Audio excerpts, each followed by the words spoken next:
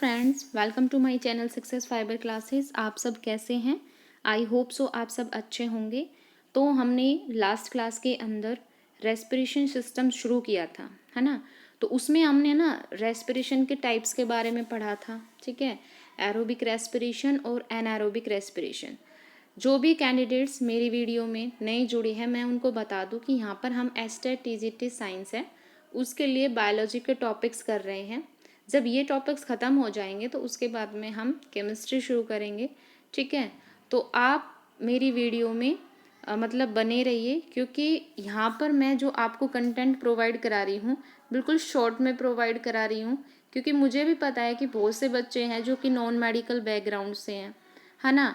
तो उनको बायोलॉजी तो मतलब समझ में बहुत कम आती होगी, समझ तो दूर की आने की बात है, नेम ही याद नहीं होते होंगे, ठीक है। क्योंकि भाई जब एस्टेट टीजीटी जब साइंस का हम पेपर देते हैं तो वहाँ पर क्या होता है, बायोलॉजी ही मतलब पोर्शन पूछा जाता है, ठीक है।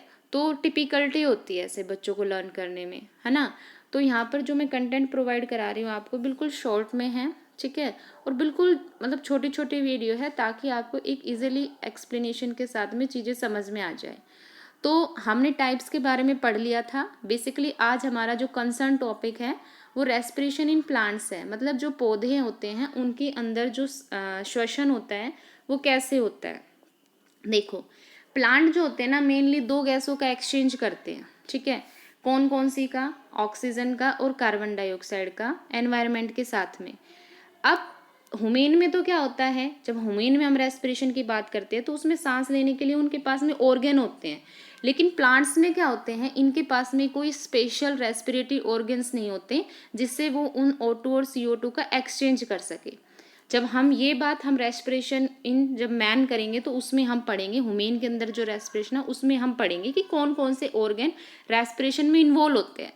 बट अभी हमारा जो टॉपिक प्लांट्स में रेस्पिरेशन हम पढ़ रहे हैं, तो प्लांट्स में क्या होता है कि होता तो इसके अंदर भी O2 और CO2 का एक्सचेंज है एनवायरनमेंट के साथ में, लेकिन इसके एक्सचेंज के लिए ना कोई स्पेशल ऑर्गन नहीं होते, ठीक है। अलग अलग जो प्लांट के पार्ट होते हैं, है ना, हमें पता है कि उसमें लीव्स भी होती है, उसमें स्टेम भी होता है, उसमें रूट्स भी होती हैं। तो अलग अलग पार्ट इंडिपेंडेंटली गैसेस का एक्सचेंज करते हैं, मतलब हर पार्ट का अपना तरीका होता है गैस को एक्सचेंज करने का, ठीक है। तो वही हम पढ़ेंगे कि कैसे मतलब गैसों का एक्सचेंज होता है। अब बात करते हैं कि रेट ऑफ रेस्पिरेशन की, कि भाई हम तो ये पढ़ते हैं कि प्लांट्स में भी रेस्पिरेशन होता है और एनिमल्स में भी रेस्पिरेशन होता है, तो आखिर में रेट होती है वो किसकी ज़्यादा होती है? तो भाई एनिमल्स में जो रेट ऑफ रेस्पिरेशन होता है वो ज़्यादा होता है। यानी अगर मैं कॉन्ट्राडिक्ट कहना चाहूँ तो प्लांट्स में क्या होता है, जो रेस्पिरेशन के लिए जो एनर्जी की रिक्वायरमेंट होती है वो कम होती है एनिमल्स के कंपैरिजन में। तो प्लांट्स में रेस्पिरेशन क्या होता है, स्लो होता है, ठीक है। क्योंकि मैंने क्या कहा कि प्लांट्स के डिफरेंट पार्ट्स होते हैं और different different parts different rate पर क्या करते हैं, रेस्पिरेशन करते हैं, ठीक है। अब कुछ ग्रोविंग रीजन्स होते हैं प्लांट्स के अंदर जिसमें देखो हमने मेरिस्मेटिक टिश्यू मतलब जो डिवाइडिंग टिश्यू होता है, इसमें सूट अपेक्स होता है मतलब ऊपर वाला पार्ट, रूट की टिप्स होती हैं, ठीक है। फ्लोरल बर्ड्स होते हैं, है ना, और ऐसे फ्रूट्स जो मतलब अभी ग्रोइंग फेज में है। तो इनमें क्या होता है कि रेस्पिरेशन रैपिड होता है क्योंकि उनको अभी ग्रोथ करनी है। लेकिन ऐसे पार्ट्स जो बहुत ज़्यादा मैच्योर हो गए हैं, जो ओल्ड हो गए हैं, ठीक है, उनमें रेस्पिरेशन कैसा होता है, स्लो होता है, ठीक है। अब हम पढ़ते हैं कि जो गैसेस का एक्सचेंज होता है प्लांट्स के अंदर आखिर वो होता कैसे है। देखो, जो ऑक्सीजन एंटर करती है प्लांट्स में, मतलब जब प्लांट रेस्पायर करता है तो वो ऑक्सीजन एंटर कर लेता है ना, एनवायरनमेंट से। तो ऑक्सीजन जो एंटर करती है उसके लिए बेसिकली 3 पार्ट होते हैं। लीव्स के अंदर तो स्टोमेटा होता है, ठीक है। स्टोमेटा मतलब छोटे छोटे होल्स होते हैं, है ना। और ओल्ड स्टेम यानी अगर कोई तना ऐसा है जो बहुत पुराना हो गया और जड़ है जो उसकी पुरानी है, तो उसमें लेंटिकल्स पार्ट होता है जिसके थ्रू ऑक्सीजन एंटर करती है। और रूट्स का एक जनरल सरफेस होता है, इनके थ्रू क्या होता है, ऑक्सीजन का मतलब एंटर होता है, ठीक है। सबसे पहले हम पढ़ते हैं कि लीव्स के अंदर गैसेस का एक्सचेंज क्या होता है। देखो भाई, हमें पता है कि जो स्टोमेटा होता है उसका मतलब होता है कि छोटे छोटे होल्स होते हैं, ठीक है। तो वहां से क्या होता है, उन छोटे छोटे छेद से एयर एंटर करती है, जहाँ से क्या होता है O2 और CO2 का आपस में क्या होता है, डिफ्यूजन होता है। और वो डिफ्यूजन किन के थ्रू होता है, देखो डायग्राम में देखो, यहाँ पे है ये मीसोफिल सेल्स, ठीक है। और ये जो मीसोफिल सेल्स है, देखो कहीं कहीं इनके बीच में ना इंटरसेलुलर स्पेस है, तो इन इंटरसेलुलर स्पेस के थ्रू क्या होता है, O2 और जो CO2 होती है वो क्या करती है, गैसों का एक्सचेंज करती है। जैसे अब यहाँ बाहर एयर है, तो एयर से O2 ली तो वो यहाँ पर आकर डिफ्यूज हो गई, जहाँ इससे CO2 होगी वो बाहर आ जाएगी, है ना। अब हमने पता है क्या कि फोटोसिंथेसिस प्रोसेस हमारा दिन के टाइम में होता है ना। क्यों होता है भाई दिन के टाइम में, क्योंकि दिन के टाइम में सनलाइट होती है, और हमें पता है फोटोसिंथेसिस प्रोसेस के लिए सनलाइट है वो नेसेसरी होता है। तो दिन के टाइम में क्या होता है कि जो स्टोमेटा होते हैं वो ओपन हो जाते हैं, और उस ओपन होने से, उस स्टोमेटा के ही खुलने से क्या होता है, फोटोसिंथेसिस हमारा क्या होता है, प्रोग्रेस में होता है। यानी दिन के टाइम में तो क्या होता है कि जो प्लांट होते हैं वो ऑक्सीजन को रिलीज करते हैं और कार्बन डाइऑक्साइड को वो स्टोमेटा के थ्रू लेते हैं, ठीक है। यानी दिन के टाइम में तो क्या होगा, प्लांट्स ऑक्सीजन को रिलीज करते हैं, ठीक है। लेकिन अगर मैं बात करूँ नाइट के टाइम की, यानी रात में क्या होता है भाई, सन की लाइट नहीं होती। अगर सन की लाइट नहीं होगी तो फोटोसिंथेसिस प्रोसेस नहीं होगा, तो वहाँ पे क्या होता है, स्टोमेटा क्लोज हो जाते हैं।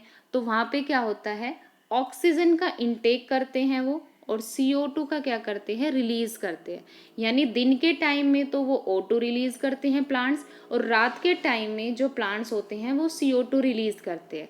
इसलिए तो बोला जाता है कि रात के टाइम में कभी भी एक प्लांट के नीचे, एक पौधे के नीचे नहीं सोना चाहिए, क्योंकि वो जो प्लांट होता है वो CO2 को क्या करता है, रिलीज करता है।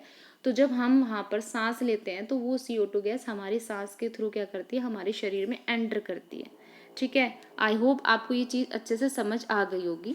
उसके बाद फिर हमने बोला एक होता है लेंटिकल्स पार्ट। ये कहाँ होता है, बेसिकली जो स्टेम्स बहुत ज़्यादा पुराने हो गए हैं, रूट्स हो गए हैं, तो उनमें जो गैसेस का एक्सचेंज होता है ना वो लेंटिकल्स के थ्रू होता है, ठीक है। और थर्ड होता है, हमने पढ़ा कि रूट का जनरल सरफेस। अब भाई रूट का जनरल सरफेस क्या होता है भाई, रूट्स के हेयर्स, है ना, रूट के हेयर्स। तो यहाँ पे क्या होता है कि अब हमें पता है कि रूट के अंदर छोटे छोटे बाल होते हैं, है ना। तो वो जो छोटे छोटे हेयर्स होते हैं वो क्या करते हैं, मिट्टी के अंदर दबी होती है रूट्स, तो वो क्या करते हैं, मिट्टी से ऑक्सीजन को रिसीव करते हैं, यानी ऑक्सीजन के साथ कांटेक्ट में आते हैं। यानी वो ऑक्सीजन क्या करेगी, रूट हेयर के थ्रू डिफ्यूजन के द्वारा क्या करेगी, उसमें एंटर करेगी, और फिर जो रूट्स के अदर जो सेल्स है उसमें वो क्या हो जाएगी, चली जाएगी, ठीक है। और वो ही जो रूट सेल्स होगी वो CO2 को प्रोड्यूस करेगी, और उन रूट हेयर के थ्रू वो कहाँ आ जाएगी, सोइल के अंदर आ जाएगी। यानी इस तरह से CO2 तो निकल जाएगी और ऑक्सीजन क्या हो जाएगी, प्लांट्स के अंदर एंटर कर जाएगी रूट्स हेयर के थ्रू, ठीक है। तो यहाँ पर हमारा ये जो रेस्पिरेशन इन प्लांट्स है वो टॉपिक फिनिश होता है, बस इसमें इतना ही था, ठीक है। आई होप आपको वीडियो अच्छी लगी चैनल को ज़्यादा से ज़्यादा लाइक शेयर और सब्सक्राइब कीजिए। Thank you very much.